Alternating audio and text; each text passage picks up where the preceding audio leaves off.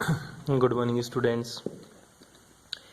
Unit second की बात करते हैं फिजिकल केमिस्ट्री में बीएससी पार्ट थर्ड। ठीक है, कौन सी क्लास है? वही तेरी बीएससी थर्ड।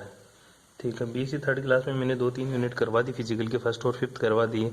अब मैं बीएससी पार्ट थर्ड में यूनिट सेकंड की बात करूँगा। ठीक है, यूनिट सेकंड इजी सी यूनिट है जिसका नाम है तेरा एमओटी। क्या नाम है? एमओटी। अपन ने बीएससी फर्स्ट में भी पढ़ी थी एमओटी। वो एमओटी इनऑर्गेनिक की थी। जो एमओटी पढ़ेंगे ना ये फिजिकल की पढ़ेंगे। ठीक है, वही पूरा नाम क्या होता है एमओटी का? मोलिकुलर, क्या होता है? Molecular orbital theory. ठीक है, मोलिकुलर ऑर्बिटल थ्योरी। क्या नाम होता है पूरा? Molecular orbital theory. पहली चीज, एमओटी पढ़ने से पहले आपको थोड़ा बहुत नॉलेज होना चाहिए वीबीटी का। किसका? वीबीटी। तूने वीबीटी भी तो पढ़ी थी, और वीबीटी में क्या पढ़ा था वो भी तुझे पता होगा। ठीक है, जो वीबीटी पढ़ी थी उसको बोलते हैं वैलेंस बॉन्ड थ्योरी। वीबीटी को क्या बोलेंगे? Valence bond theory. वीबीटी और एमओटी में क्या फर्क होता है ये देखिए। वीबीटी तो एलिमेंट्स के ऊपर लगती है और वैलेंस इलेक्ट्रॉन पर निर्भर करती है। जो एमओटी होती है मॉलिक्यूलर ऑर्बिटल थ्योरी मतलब अणुकक्षक सिद्धांत। वीबीटी मतलब वैलेंस बॉन्ड थ्योरी मतलब संयोजकता कक्षक सिद्धांत। ये किसी भी एलिमेंट्स की संयोजकता के ऊपर निर्भर करती है और ये मॉलिक्यूल्स की पूरी स्ट्रक्चर्स के ऊपर निर्भर करती है। ठीक है, वीबीटी किसी भी मॉलिक्यूल्स के लिए किसी भी एलिमेंट्स के लिए कलर के लिए रेस्पॉन्सिबल होती है। उसी प्रकार मॉलिक्यूलर ऑर्बिटल थ्योरी किसी भी अणु के कलर के लिए रेस्पॉन्सिबल होती है। ठीक है, तो अपना जो सिलेबस में है एमओटी, केवल एमओटी की बात करेंगे। हेडिंग लगा ले तो एमओटी। वीबीटी की बात बाद में करेंगे जब वीबीटी अपन पढ़ेंगे। ठीक है, ये सिद्धांत सबसे पहले किसके द्वारा दिया गया था? ये सिद्धांत दिया गया था हुंस तथा मूलिकन के द्वारा सिद्धांत दिया गया था। हुंस तथा मूलिगन के द्वारा कौन सा सिद्धांत दिया गया था? एमओटी दिया गया था। ठीक है, जो किसके ऊपर निर्भर करता है? जो विभिन्न अणुओं के निर्माण की तथा सहसंयोजक बंधों के गुणों की व्याख्या करता है। किसकी व्याख्या करता है ये? एमओटी किसके बारे में बताता है? ठीक है, जो एमओटी व्याख्या करता है वो करता है गुरुजी एक तो अणुओं के निर्माण की। ठीक है, पहली जो व्याख्या करेगा वो किसकी करेगा? विभिन्न अणुओं के निर्माण की। विभिन्न अणुओं के निर्माण की। ठीक है, दूसरी जो व्याख्या करता है वो किसकी करता है? पहला तो अणुओं के निर्माण की, और दूसरी जो व्याख्या करता है ना, अणु बनेगा और अणु के बीच में या मॉलिक्यूल्स बनेगा, मॉलिक्यूल्स के बीच में कौन सा बंध पाया जाता है? सहसंयोजक बंध। मतलब तेरा कोवेलेंट बॉन्ड पाया जाता है। उस कोवेलेंट बॉन्ड के जो प्रॉपर्टीज होगी कोवेलेंट बॉन्ड की या सहसंयोजक बंध के जो गुण होंगे उसके बारे में भी ये बताता है। तो दूसरा जो किसकी व्याख्या करेगा ये किसके बारे में बताता है? यह है सहसंयोजक। किसके बारे में? सहसंयोजक बंध के बारे में बताता है। ठीक है, तो सहसंयोजक बंध के गुणों के बारे में तथा विभिन्न अणुओं के निर्माण के बारे में कौन बताता है? एमओटी। और एमओटी किसके द्वारा प्रपोज की गई थी? एमओटी हुंस तथा मूलिगन के द्वारा प्रपोज की गई थी। ध्यान दीजिएगा इस चीज के बारे में। अपन शुरू में पढ़ा करते थे हाइड्रोजन प्लस हाइड्रोजन मिलकर क्या बनाता था? तेरा मोलिक्यूल्स H2 बनाता था। ठीक है, इसका भी 1s1 होता था, इसका भी 1s1 होता है। और जो इलेक्ट्रॉनिक कॉन्फ़िगरेशन H2 का होता था उसका क्या होता था? Sigma 1s2।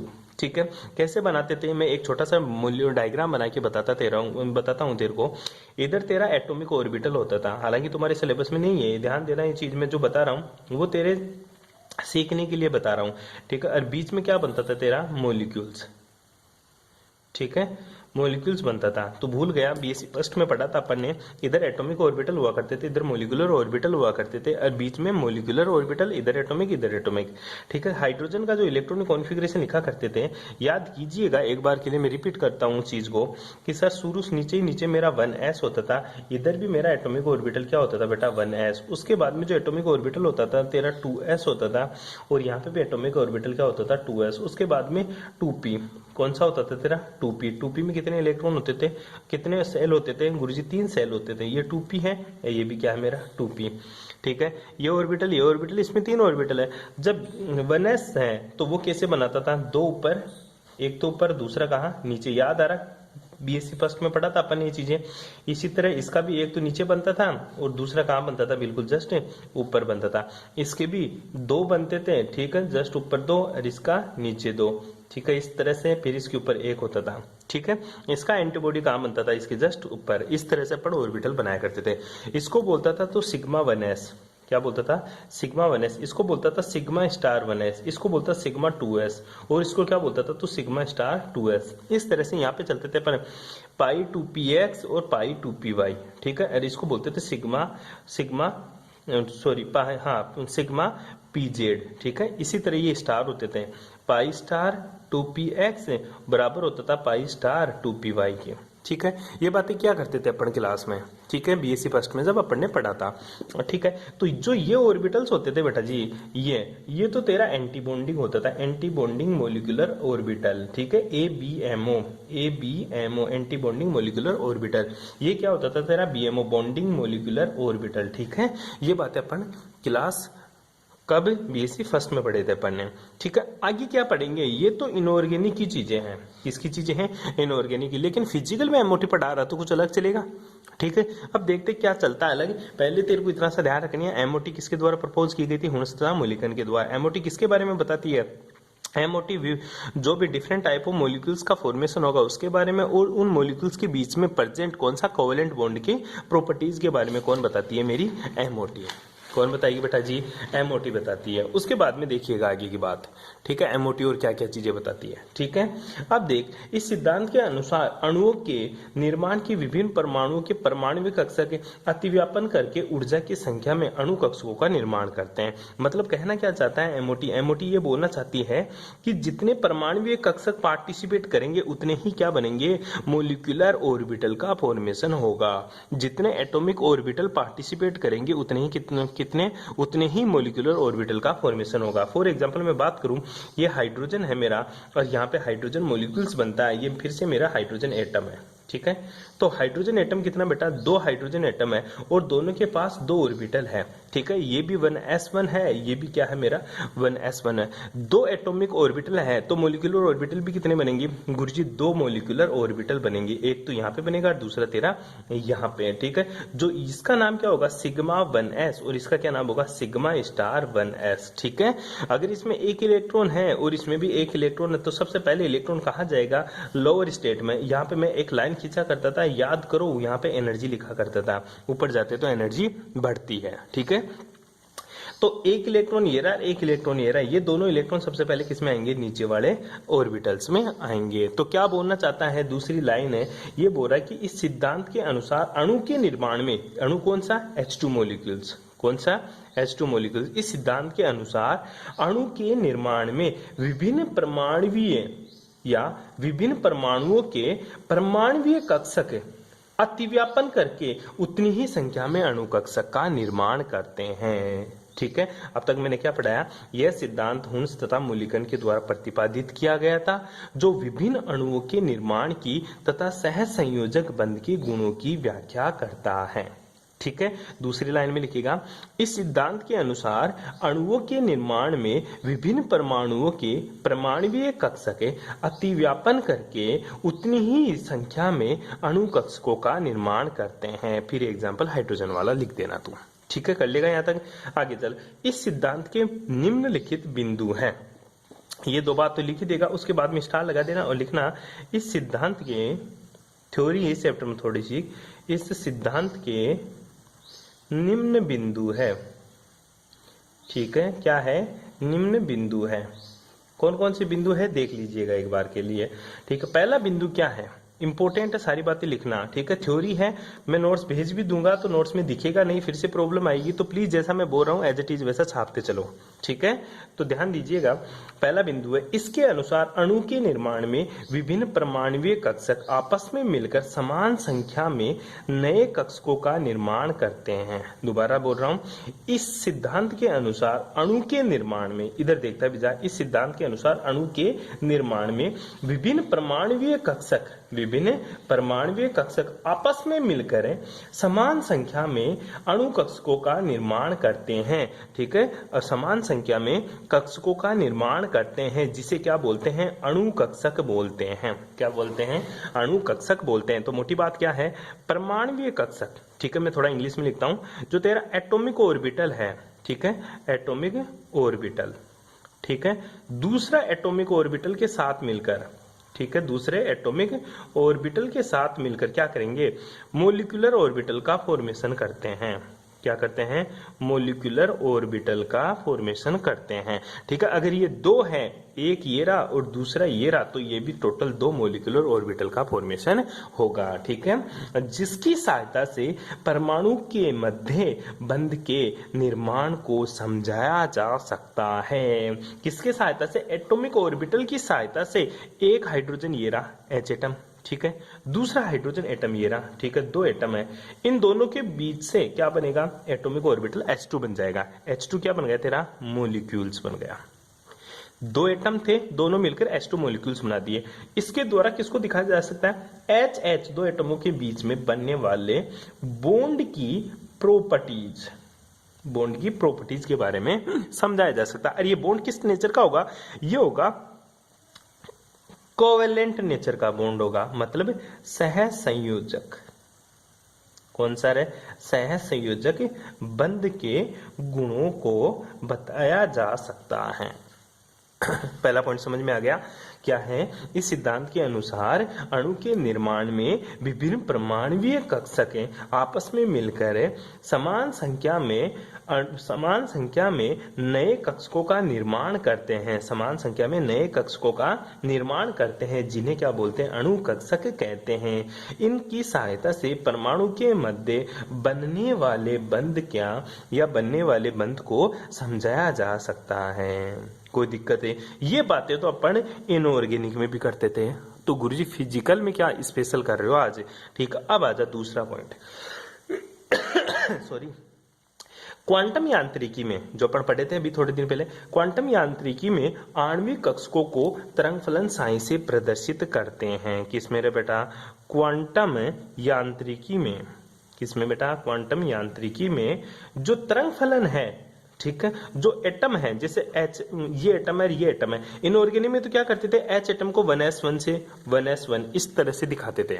ठीक है, किससे, जैसे 1s और 1s से दिखाते थे इनऑर्गेनिक में। लेकिन क्वांटम में कैसे दिखाएंगे, मतलब फिजिकल में कैसे दिखाएंगे, क्वांटम यांत्रिकी में जो अणु एटम होते हैं ना, एटम, ठीक है, इनको किससे दिखाते हैं, इसको तरंग फलन से दिखाते हैं। किससे बेटा, तरंग फलन। और तरंग फलन क्या होता है तेरा, साइन।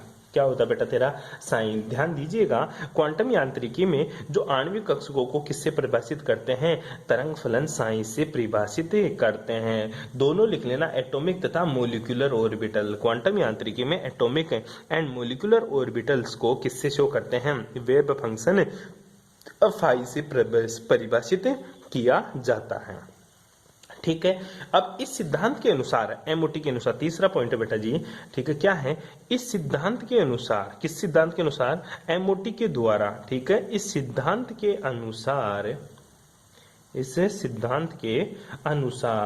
ठीक है, सामान्यतः दो प्रकार के कौन से, दो प्रकार के मोलिकुलर ऑर्बिटल का फॉर्मेशन होता है। According to MOT, two type of molecular orbital are formed.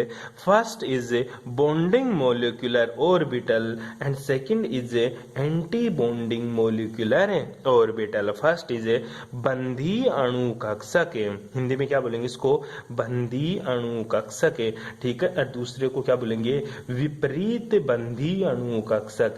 क्या बोलेंगे, विपरीत बंधी अणु कक्षकें। ध्यान दे, एमओटी के अनुसार दो प्रकार के अणु कक्षकों का निर्माण होता है, पहला बंधी अणु कक्षक और दूसरा विपरीत बंधी अणु कक्षक। Bonding molecular orbital, second is anti bonding molecular orbital. अब पढ़ेंगे कि गुरुजी बॉन्डिंग मोलिकुलर ऑर्बिटल क्या होता है, एंटी बॉन्डिंग मोलिकुलर ऑर्बिटल्स क्या होते हैं और वो कैसे फॉर्म्ड होते हैं। ध्यान दीजिएगा, एक बार के लिए मैं हाइड्रोजन एटम के बारे में बार बार बता रहा हूं तेरे को, तो इसी को तू एक बार फिर से एग्जांपल ले ले। ये दो एटॉमिक ऑर्बिटल है, ठीक है, और ये मेरा क्या है, मोलिकुलर ऑर्बिटल। क्या बनेगा, H2 मोलिक्यूल बनेगा। ठीक है बेटा, अगर हाइड्रोजन के जो परमाणु कक्षक है, एटॉमिक ऑर्बिटल है, उसको मैं किससे दिखा रहा हूं, इस कोष्टक में, क्योंकि एक इलेक्ट्रॉन होता है, ये एक इलेक्ट्रॉन होता है, ये एक इलेक्ट्रॉन होता है। अब ध्यान दे, इनऑर्गेनिक में तो इसको 1s से दिखा दिया था, लेकिन फिजिकल पढ़ूंगा तो इसको मैं लिखूंगा Psi1s1, और फिजिकल पढ़ रहा हूं तो इसको क्या लिखूंगा, Psi1s1, क्योंकि तरंग फलन यूज करते हैं अपन फिजिकल में। इनऑर्गेनिक में क्या 1s1। अब चलते हैं, इसके दो ऑर्बिटल बनेंगे बेटा जी, एक तो ऊपर की तरफ और दूसरा नीचे की तरफ। तो इसको बोलेंगे ऊपर की तरफ बनने वाले मॉलिक्यूल्स को, और इसको क्या बोलेंगे वो देखिएगा, इसको बोलते हैं अपन एंटी बॉन्डिंग मॉलिक्यूलर ऑर्बिटल, और इसको बोलेंगे बॉन्डिंग मॉलिक्यूलर ऑर्बिटल। ठीक है, इसको किससे दिखाएंगे, इसको दिखाएंगे बेटा साइन सिग्मा 1s से, और इसको किससे दिखाएंगे, साइन स्टार सिग्मा 1s। ठीक है, sorry sine sigma star 1s से। ठीक है, अब साइन लगा देंगे। ये दो क्या बनते हैं, नीचे वाला तो बंदी अणुकक्षक और ऊपर वाला विपरीत बंदी अणुकक्षक। ध्यान दीजिएगा यहाँ पे एक चीज, नीचे ये बैरियर जरूर लिखिएगा साइड में, ये एनर्जी बैरियर है। ठीक है, तो एंटी बॉन्डिंग मॉलिक्यूलर ऑर्बिटल की एनर्जी कम होती है और एंटी बॉन्डिंग मॉलिक्यूलर ऑर्बिटल की एनर्जी ज्यादा होती है। क्यों, दे परमाणुवीय कक्षकों से ऊपर है एंटी बॉन्डिंग मॉलिक्यूलर ऑर्बिटल और परमाणुवीय कक्षकों से नीचे है बॉन्डिंग मॉलिक्यूलर ऑर्बिटल। तो इलेक्ट्रॉन सबसे पहले कहां जाना चाहता है, इलेक्ट्रॉन हमेशा उसी जगह जाना चाहता है जहां पर एनर्जी क्या हो, कम हो। और एनर्जी किसकी कम होती है, बॉन्डिंग मॉलिक्यूलर ऑर्बिटल की एनर्जी हमेशा ही क्या होती है, कम होती है। तो दोबारा से देखिएगा, जो हाइड्रोजन एटम है, ठीक है, एटॉमिक, सबसे पहले मेरे को ये बता सबसे ज्यादा एनर्जी किसकी, मैं इस ग्राफ में बात करूं तो सबसे ज्यादा जो एनर्जी है बेटा वो किसकी आ रही है गुरुजी, सबसे यहां पे लिखा हुआ एक बार के लिए, सबसे ज्यादा एनर्जी है एंटी बॉन्डिंग मॉलिक्यूलर ऑर्बिटल की। उसके बाद में एनर्जी किसकी, एटॉमिक ऑर्बिटल की, किसकी रहे, एटॉमिक ऑर्बिटल की। और सबसे कम एनर्जी किसकी, बॉन्डिंग मॉलिक्यूलर ऑर्बिटल की।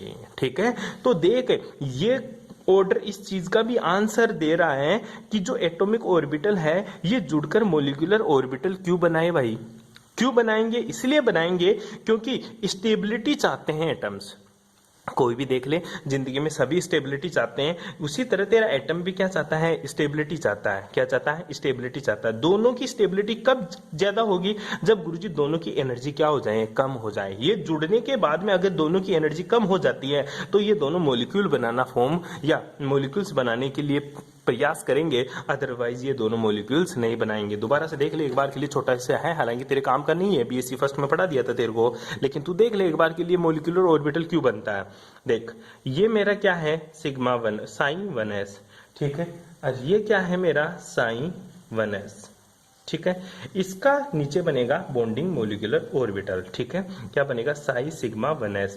इसका जो बनेगा वो ऊपर बनेगा, वो क्या रहेगा, साई सिग्मा स्टार 1s। ठीक है, इधर देख ले आराम से, इसमें इलेक्ट्रॉन एक है, इसमें भी इलेक्ट्रॉन एक है, दोनों इलेक्ट्रॉन सबसे पहले नीचे चले जाएंगे और साइड में क्या लगाएगा तू, एनर्जी बैरियर। ठीक है, एनर्जी बैरियर। ठीक है, अब ये क्या है, हाइड्रोजन एटम का है। ठीक है, परमाणु कक्षक है। ये भी क्या है, हाइड्रोजन एटम का है, क्या है, परमाणु कक्षक। और ये क्या है, H2 मॉलिक्यूल्स है, मतलब मॉलिक्यूलर ऑर्बिटल। ये तेरा क्या है, BMO, और ये क्या है तेरा ABMO। ठीक है, देख एनर्जी सबसे ज्यादा किसकी, ऊपर जा रहा है तो एनर्जी बढ़ रहा है, तो सबसे ऊपर यह है, फिर यह है, और फिर यह है। तो सबसे ज्यादा एनर्जी किसकी, सबसे ज्यादा एनर्जी है ABMO की। उसके बाद में एनर्जी किसकी है, एटॉमिक ऑर्बिटल्स की। किसकी है, एटॉमिक ऑर्बिटल की। ठीक है, उसके बाद में एनर्जी किसकी है, BMO की। किसकी है बेटा, BMO की। ठीक है, तो इधर से इधर जा रहे हैं तो क्या हो रही है गुरुजी, एनर्जी बढ़ रही है। और किसी की एनर्जी बढ़ जाती है तो उसकी स्टेबिलिटी क्या हो जाती है, उसकी स्टेबिलिटी क्या हो जाती है गुरुजी, उसकी स्टेबिलिटी घट जाती है। तो सबसे ज्यादा स्टेबल कौन, BMO, और सबसे ज्यादा अनस्टेबल कौन, ABMO। सबसे ज्यादा एनर्जी किसकी, कम, BMO, और सबसे ज्यादा एनर्जी ज्यादा किसकी, ABMO की। ठीक है, इसलिए तेरा मॉलिक्यूल्स बनाना पसंद करते हैं कौन, एटॉमिक ऑर्बिटल। ठीक है, आगे देखिएगा, आगे थोड़ी सी बातें और करते हैं कि ये क्या होता है, ये क्या होता है, वो और देख ले एक बार के लिए। 3 पॉइंट हो गए थे, अब जो चौथा पॉइंट है वो और देख ले। चौथा पॉइंट क्या है, ठीक है, अणुकक्षक क्या होते हैं, अणुकक्षक बहुकेंद्रीय होते हैं। पहली चीज मतलब पॉली न्यूक्लियर्स होते हैं। न्यूक्लियस क्या होती है, बहुत सारी होती है। तो जो मोलिकुलर ऑर्बिटल होते हैं, ठीक है, मोलिकुलर ऑर्बिटल, ये क्या होते हैं, ये क्या होते हैं गुरुजी, पॉलीसेंटर्ड होते हैं। क्या होते हैं, पॉलीसेंटर्ड। पॉलीसेंटर्ड मतलब बहुत सारे इसमें केंद्रक होते हैं। क्या होते हैं, बहुत सारे केंद्रक होने ही है। क्यों, क्योंकि सर एटॉमिक ऑर्बिटल्स में क्या होते हैं, और एटॉमिक ऑर्बिटल्स क्या होते हैं, मोनोसेंटर्ड होते हैं। जो एटॉमिक ऑर्बिटल्स होते हैं वो क्या होते हैं, ये गुरुजी मोनोसेंटर्ड होते हैं। ठीक है। मोनोसेंटर्ड का मतलब एक सेंटर होता है, पॉलीसेंटर का मतलब बहुत सारे सेंटर, ठीक है, बहुत केंद्रित होते हैं। ऐसा क्यों हुआ? क्योंकि एटॉमिक ऑर्बिटल में तो एक सेंटर होता है, लेकिन मोलिकुलर जो ऑर्बिटल बनेगा वो किससे बनेगा? एटॉमिक ऑर्बिटल से। और तुझे पता एटॉमिक ऑर्बिटल में बहुत सारे एटम होते हैं, इसलिए मोलिकुलर ऑर्बिटल में भी बहुत सारे सेंटर होंगे, ठीक है। तो ध्यान देना, लिखेगा क्या? अणु कक्षक बहुकेंद्रित होते हैं क्योंकि इसमें एक इलेक्ट्रॉन अनेक नाभिकों द्वारा आकर्षित रहता है। अणु कक्षक बहुकेंद्रित होता है क्योंकि इसमें एक इलेक्ट्रॉन अनेक नाभिकों द्वारा आकर्षित रहता है। ये लाइन समझ में नहीं आई। इधर देख, ये मेरा क्या हाइड्रोजन, एक बार हाइड्रोजन ले ले, ये हाइड्रोजन का क्या है? नाभिक है, और नाभिक में क्या होता है? धनावेश, ठीक है। और ये इलेक्ट्रॉन है बाह्यतम कक्षक में, ठीक है, ये इलेक्ट्रॉन है बाह्यतम कक्षक में, ठीक है। ये क्या है मेरा? एटॉमिक ऑर्बिटल, ठीक है, एटॉमिक ऑर्बिटल, ठीक है। इसको मैं साइन H1 से दिखा दिया, ठीक है, मतलब पहला हाइड्रोजन है, ठीक है। दूसरा हाइड्रोजन और देख लेता हूं मैं, ठीक है। दूसरा हाइड्रोजन में इधर देख रहा हूं, ठीक है। ये दूसरा हाइड्रोजन का नाभिक है और इसमें ये गुरुजी क्या है? इलेक्ट्रॉन, ठीक है। ये भी क्या है? एटॉमिक ऑर्बिटल, ठीक है। ये भी क्या है? Atomic orbital. और इसको किसे दिखा दिया मैंने? साइन B1 से दिखा दिया, H2 से दिखा दिया, साइन H2 मतलब दूसरा हाइड्रोजन है। पॉलीसेंटर्ड क्यों होता है ये बता रहा हूं तेरे को। पहली चीज तो ये देख ले, जो एटॉमिक ऑर्बिटल है वो क्या अलग अलग है, इसका एक ही सेंटर, ये नाभिक केवल एक ही इलेक्ट्रॉन को क्या कर रहा है? आकर्षित कर रहा है, ठीक है। ये नाभिक केवल एक ही इलेक्ट्रॉन को आकर्षित कर रहा है, इधर ये नाभिक केवल इसी इलेक्ट्रॉन को आकर्षित कर रही है, इसलिए ये क्या है? मोनोसेंटर्ड है। लेकिन जब ये दोनों जुड़ेंगे, जब ये दोनों जुड़ेंगे तो क्या बनेंगे? मोलिकुलर ऑर्बिटल बनेंगे। क्या बनेगा? Molecular orbital.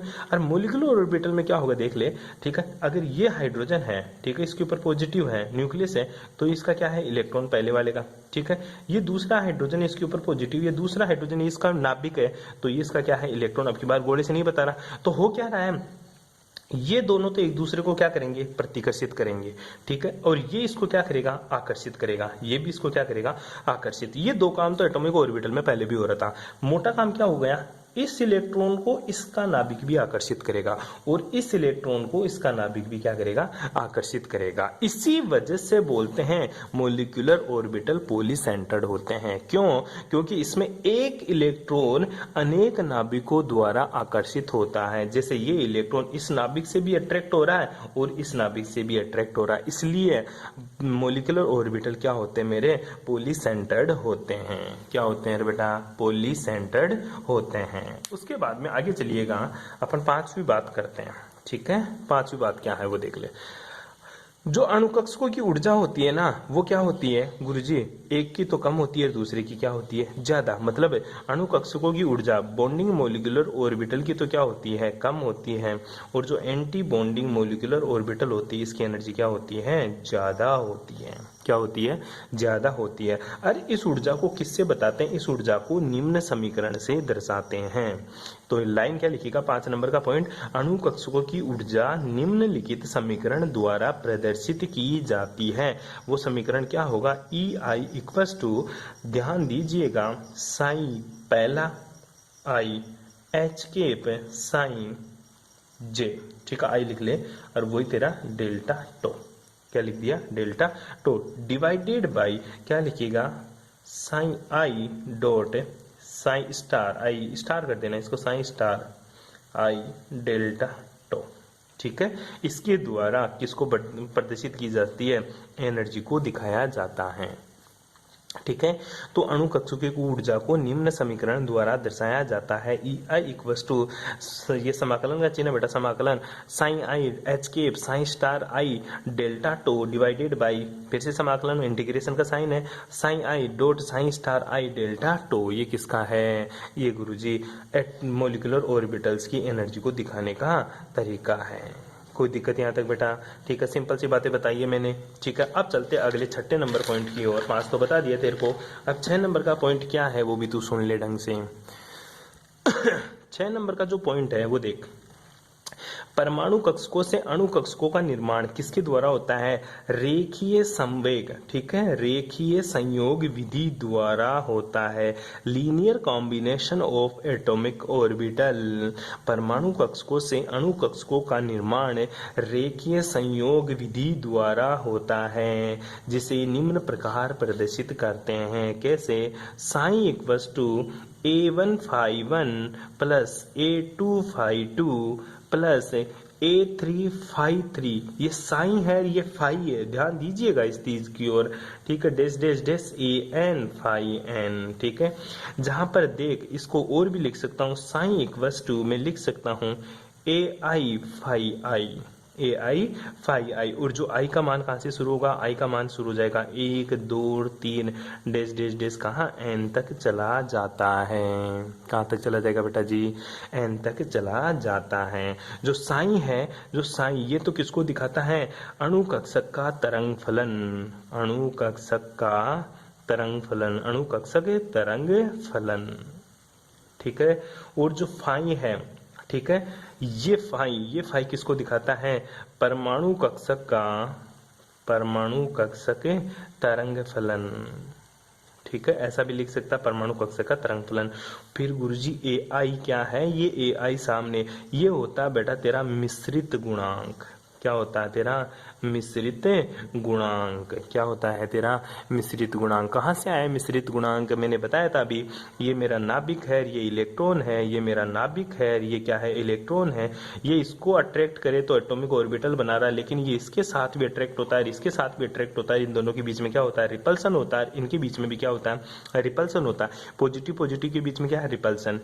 पॉजिटिव नेगेटिव के बीच में क्या? अट्रैक्शन, ठीक है। पॉजिटिव नेगेटिव के बीच में क्या? अट्रैक्शन। इन दोनों के बीच में अट्रैक्शन, इन दोनों के बीच में अट्रैक्शन, इन दोनों के बीच में रिपल्सन, ठीक है। तो ये क्या हो रहा है? मिश्रित हो रहा है, ठीक है, मिक्स हो रहा है। तो ये जो मिक्स हो रहा है, ये वैल्यू देता है तेरा AI। कौन देता है? AI। ये तेरा क्या होता है? मिश्रित गुणांक होता है। तो साइन I को किससे दिखा सकता हूं मैं? ठीक है, इसको आगे बढ़ा रहा हूं, इसको मैं दिखा सकता हूं साइन इक्वल्स टू, मैं लिख सकता हूं या तो समिशन ऑफ, समिशन बोलते हैं इसको, summation of I equals to 1 से लेकर कहां तक बेटा? N तक। और इसको लिख देगा AI phi I, AI phi I। कोई दिक्कत है? ये तेरा 6 नंबर का पॉइंट। परमाणु, दोबारा सुन ले 6 नंबर का। परमाणु कक्षकों से अणु कक्षकों का निर्माण रेखीय संवेग विधि, कोष्टक में लिखेगा LCAO, linear combination of atomic orbital, ठीक है, द्वारा होता है, जिसे निम्न प्रकार प्रदर्शित करता है। फिर ये लाइन लिखेगा, उसके बाद में ये लाइन लिखेगा, उसके बाद में ये लाइन लिखेगा, ये बातें लिख लेगा। ये बीच वाला चाहे छोड़ देना, उसके बाद में ये लिख देना, कोई प्रॉब्लम यहाँ तक है, ठीक है। नेक्स्ट चल 5 6 7 नंबर का पॉइंट देख ले। क्या है? इस सिद्धांत की सहायता से, ढंग से सुनना, इस सिद्धांत की सहायता से अणु की बंध सामर्थ्य, स्थायित्व व बंध लंबाई की व्याख्या की जाती है। किसके द्वारा? MOT के द्वारा। अणु कक्षक सिद्धांत की सहायता से किसके बारे में? बॉन्ड स्ट्रेंथ मतलब बंध सामर्थ्य, बॉन्ड स्ट्रेंथ मतलब बंध सामर्थ्य। दूसरा किसकी? ठीक है, स्टेबिलिटी, ठीक है बेटा, किसकी? स्टेबिलिटी ऑफ बॉन्ड, बंध का स्थायित्व है। तीसरा किसका? ध्यान देखना, बॉन्ड लेंथ के बारे में बताया जाता है। कैसे?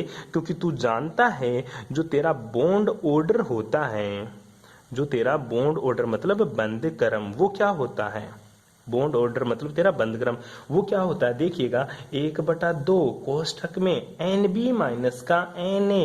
NB क्या होता है? विपरीत बंदी, सॉरी, बॉन्डिंग मोलिकुलर ऑर्बिटल के इलेक्ट्रॉन। और NA क्या होता है? Bonding, anti bonding molecular orbital के इलेक्ट्रॉन। तो ये तो बंदी, क्या? बंदी इलेक्ट्रॉन की संख्या। और ये क्या होती है बेटा? विपरीत, क्या रहे? विपरीत बंधी इलेक्ट्रॉन की संख्या। कोई दिक्कत है? और तू जानता है जानता है बीएससी फर्स्ट से वापस है कि जो बॉन्ड ऑर्डर होता है ये डायरेक्टली प्रोपोर्शनल टू होता है बॉन्ड स्ट्रेंथ। बॉन्ड स्ट्रेंथ मतलब बंध सामर्थ्य, और डायरेक्टली प्रोपोर्शनल टू होता है 1 अपॉन बॉन्ड लेंथ, बंधे लंबाई। बस इसके द्वारा तू बता सकता है। और जिसका बंध क्रम ज्यादा उसकी बॉन्ड स्ट्रेंथ ज्यादा, और जिसकी बॉन्ड स्ट्रेंथ ज्यादा उसकी बॉन्ड लेंथ कम। ये चीज समझने के लिए आप बीएससी फर्स्ट की कॉपी वापस से खोले, एमओटी जहां पढ़ाया था वो चीज को वापस से देखें। कोई दिक्कत वहां से देख लेना अगर तेरे को ज्यादा पढ़ना है। ये बातें इनऑर्गेनिक में चलती है। तो 7 नंबर का पॉइंट क्या था, इस सिद्धांत की सहायता से अणु की बंध सामर्थ्य, स्थायित्व व बंध लंबाई आदि की व्याख्या की जाती है। फिर क्या लिखेगा, बंध क्रम इक्वल्स टू 1/2 NB माइनस का Na, जहां Nb क्या है बंदी इलेक्ट्रॉन की संख्या, Na क्या है विपरीत बंदी इलेक्ट्रॉन की संख्या। कोई दिक्कत है फिर ऑर्डर लिख लेना, बंध क्रम डायरेक्टली प्रोपोर्शनल टू बंध सामर्थ्य और इनवर्सली प्रोपोर्शनल टू बंध लंबाई। कोई दिक्कत रहे, छोटी छोटी बातें बताई है मैंने, क्या बताई है, छोटी छोटी बातें। 7-8 नंबर का और देख ले, थोड़ा सा ज्यादा कुछ नहीं है। एमओटी पूछ लेता है डायरेक्ट, एमओटी क्या होता है। अब ध्यान दे, अणु कक्षकों में अयुग्मित इलेक्ट्रॉन होने पर, 8 नंबर का बोल रहा हूं, अणु कक्षकों में अयुग्मित इलेक्ट्रॉन उपस्थित होने पर अणु की प्रकृति क्या होती है। ठीक है, अगर देख ले तू अनपेड इलेक्ट्रॉन, अनपेड इलेक्ट्रॉन अगर प्रेजेंट है तो क्या होगा, तेरा मॉलिक्यूल से पैरामैग्नेटिक होगा। क्या होगा, पैरामैग्नेटिक। क्या बोलेंगे इसको, अनुचुंबकीय होगा। क्या होगा, अनुचुंबकीय। अगर मॉलिक्यूलर ऑर्बिटल में अगर अनपेड इलेक्ट्रॉन क्या है, क्या रे बेटा, अगर अनपेड इलेक्ट्रॉन क्या हो, अब्सेंट हो, क्या हो, अब्सेंट हो, तो मॉलिक्यूल्स क्या होगा, डायामैग्नेटिक होगा। मतलब क्या बोल सकते हैं इसको, विपरीत मतलब प्रतिचुंबकीय होगा। क्या होगा, प्रतिचुंबकीय होगा।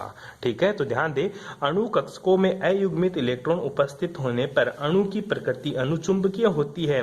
इसके विपरीत अनपेड इलेक्ट्रॉन अनुपस्थित होने पर अर्थात सभी इलेक्ट्रॉन युग्मित होने पर अणु की प्रकृति प्रतिचुंबकीय होती है। क्या होती है, प्रतिचुंबकीय होती है। 9 नंबर, कौन सा नंबर, 9 नंबर। 9 नंबर क्या बोल रहा है, किसी अणु की ऊर्जा को निम्न समीकरण द्वारा प्रदर्शित कर सकते हैं। किसी अणु की ऊर्जा को निम्न समीकरण द्वारा प्रदर्शित करते हैं। E बराबर NiEi, N बराबर EiNi, ठीक है, माइनस का EE, जहां पे Ni क्या है मेरा, अणु कक्षकों में इलेक्ट्रॉन की संख्या, इलेक्ट्रॉन्स की संख्या किसमें, अणु कक्षकों में। ठीक है, EI क्या है, ये इंपॉर्टेंट है, अणु कक्षकों की ऊर्जा, अणु कक्षकों की ऊर्जा। ठीक है बेटा, इसी तरह अपन बताते हैं ई क्या है। ठीक है, इलेक्ट्रॉन के प्रतिकर्षण की ऊर्जा, इलेक्ट्रॉन के प्रतिकर्षण की ऊर्जा। याद कर, अपन ने लिखा था, अभी मैंने छोटा सा डायग्राम बना के बताया भी था। ठीक है, वही है। आजा 10 नंबर का टॉपिक, 8 नंबर 9 नंबर का दोबारा समझ ले। किसी अणु की ऊर्जा को निम्न समीकरण से द्वारा प्रदर्शित कर सकता है, NiEi माइनस का EE घटाना है उसमें से। ठीक है, अब 10 नंबर का सुन ले, अणु कक्षकों में इलेक्ट्रॉन का पुनर्वितरण, ये इंपोर्टेंट है। अणु कक्षकों में इलेक्ट्रॉन का पुनर्वितरण किसके द्वारा, हुन्स, ठीक है, हुन्स व पाउली, हुन्स व पाउली के नियमानुसार ऊर्जा के बढ़ते हुए क्रम में होता है।